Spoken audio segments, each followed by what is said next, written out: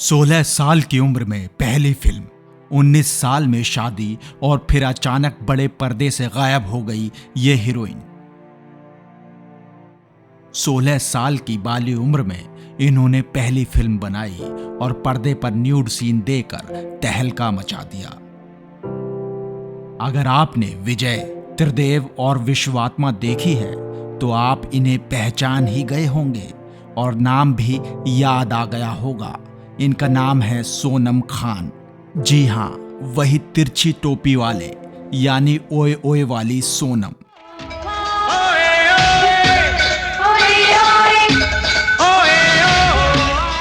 मगर क्या आपको मालूम है कि ये इनका असली नाम नहीं था। ये नाम तो इंडस्ट्री में ही एक बड़े दिग्गज ने दिया था। बचपन में माँ बाप से जो नाम मिला वो था बख्तावर खान। आखिर वो कौन सी वजह थी कि यश चोपड़ा जी ने इन्हें करियर के पीक पर आकर शादी नहीं करने की सलाह दी थी, मगर ये मानी नहीं और महज 19 साल की कमसिन उम्र में शादी कर ली और ये शादी इनके करियर के लिए बर्बादी बन गई। ये इनाम है आप जैसे लोगों को खुश न करने का। आखिर क्यों सोनम ने अपनी जिंदगी खराब की और त्रिदेव की रेड बिकनी गर्ल आखिर न्यूड सीन देने से पहले फूट फूट कर क्यों रोई थी? नमस्कार दोस्तों, बॉम्बे की बात के इस एपिसोड में आपका स्वागत है और आज हम बात करेंगे क्या है बख्तावर खान के सोनम खान बनने की कहानी, और आपको ये भी बताएंगे कि करियर के पीक पर आकर उन्होंने फिल्मों से किनारा क्यों कर लिया। क्या सोनम खान को अंडरवर्ल्ड से धमकी दी जा रही थी? इन सब बातों का आज हम अपने इस एपिसोड में खुलासा करेंगे। बख्तावर का जन्म मुंबई में साल 1972 में हुआ था। उनके वालिद का नाम मुशीर खान और अम्मी का नाम तलत खान है। मुशीर खान की जान पहचान बॉलीवुड की कई हस्तियों से थी और कुछ लोग तो इनके पक्के दोस्त थे। दरअसल मुशीर के अब्बा हुजूर भी बॉलीवुड एक्टर थे। कैरेक्टर आर्टिस्ट के तौर पर उन्होंने अपनी पहचान बनाई थी। नाम था हामिद अली मुराद, जिन्हें इंडस्ट्री में मुराद के नाम से जाना जाता था। मुराद ने आज़ादी के पहले से फिल्मों में काम करना शुरू कर दिया था और लगभग 4 दशकों तक 200 से ज्यादा फिल्मों में काम किया था। इसलिए इंडस्ट्री में लोग उन्हें खूब पसंद करते थे। मशहूर एक्टर रजा मुराद इन्हीं के बेटे हैं, यानी सोनम खान के वो चाचा हैं। बॉलीवुड एक्ट्रेस जीनत अमान हामिद की भतीजी हैं। इसलिए सोनम के घर पर फिल्म जगत से जुड़े लोगों का आना जाना लगा रहता था। सोनम के वालिद के एक दोस्त हुआ करते थे। एक बार वो घर आए तो बख्तावर को देखकर कहा कि इसे तो फिल्मों में होना चाहिए। फिरोज खान एक फिल्म बना रहे हैं और हीरोइन की तलाश में हैं।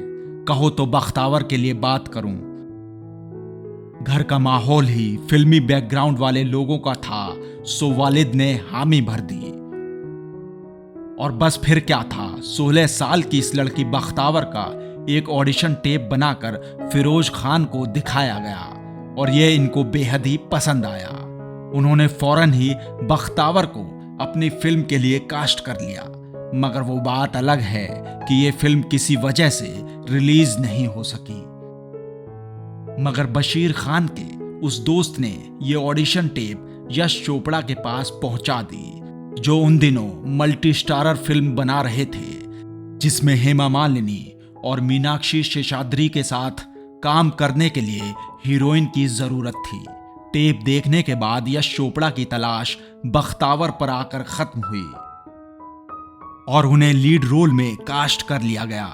ये फिल्म साल 1988 में रिलीज हुई, जिसका नाम था विजय। इस फिल्म के रिलीज के वक्त बख्तावर महज 16 साल की थी। बख्तावर ने पहली ही फिल्म में जबरदस्त इंटीमेट सीन देकर तहलका मचा दिया था। ऋषि कपूर के साथ रेड बिकनी पहनकर उन्होंने पारा गर्म कर दिया था। बख्तावर के पहले ही काम को बहुत पसंद किया गया और उन्हें बिकनी गर्ल के नाम से भी पुकारा जाने लगा। यश चोपड़ा ने भी उन्हें एक नाम दे दिया जिस नाम से वो पहचाने जाने लगी, और वो नाम है सोनम खान। सोनम खान की पहली फिल्म सुपरहिट रही तो वो रातों रात स्टार बन गई।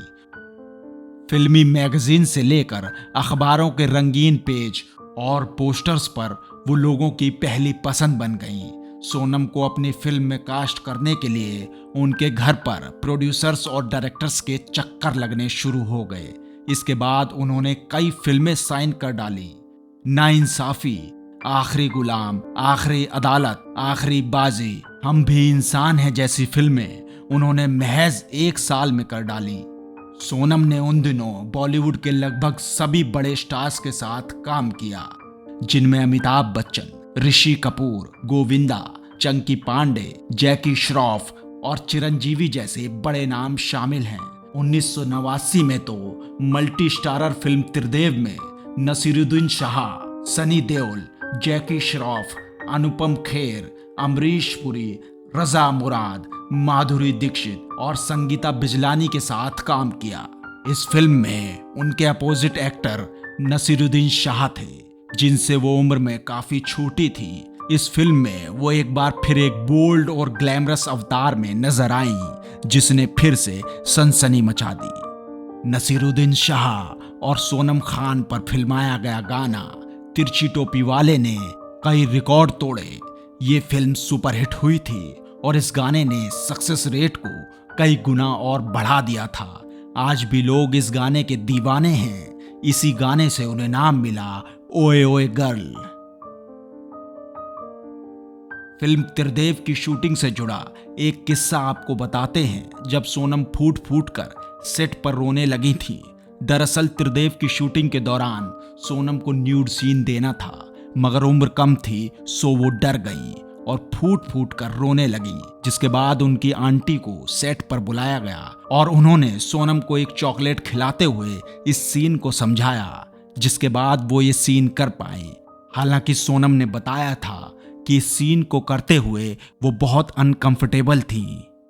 एक के बाद एक फिल्म करने के बाद सोनम के करियर ने रफ्तार पकड़ ली थी। उनके पास फिल्में और पैसा दोनों था। वो अपने करियर के पीक पर थी। तभी उन्होंने डायरेक्टर राजीव राय से अचानक शादी करके सबको हैरान कर दिया। राजीव राय त्रिदेव और विश्वात्मा के निर्देशक थे। इन दोनों के बीच अफेयर तो त्रिदेव के दौरान ही शुरू हो गया था।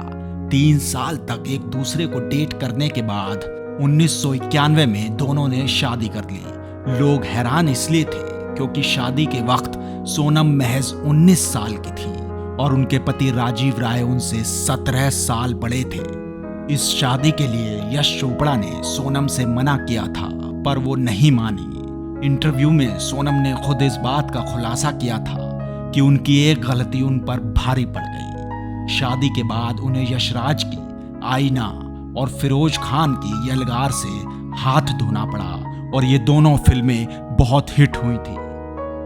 शादी तो हो गई, लेकिन सभी के जहन में एक ही सवाल था कि आखिर इतनी जल्दी कैसे उन्होंने शादी का फैसला ले लिया और इसके फौरन बाद ही उन्होंने फिल्मी सफर पर भी ब्रेक लगा दिया। कुछ लोगों का तो ये भी मानना है कि शायद उन्हें अंडरवर्ल्ड से धमकी मिली थी। वजह चाहे जो भी हो, मगर शादी के बाद ही उनका करियर ढलान पर आ गया और फिर यह शादी भी नहीं चल पाई। मतलब यश चोपड़ा की बात 16 आने सच निकली। उन्होंने चेताया था कि शादी करोगी तो करियर खत्म हो जाएगा और ऐसा ही हुआ। करियर के साथ साथ पर्सनल लाइफ भी डिस्टर्ब हो गई। शादी के बाद सोनम राजीव के साथ विदेश शिफ्ट हो गई, लेकिन यहाँ आकर दोनों के बीच दूरियां बढ़ने लगीं। सोनम देश लौटने की जिद करती, काम की जिद करती, लेकिन राजीव उन्हें मना कर देते थे।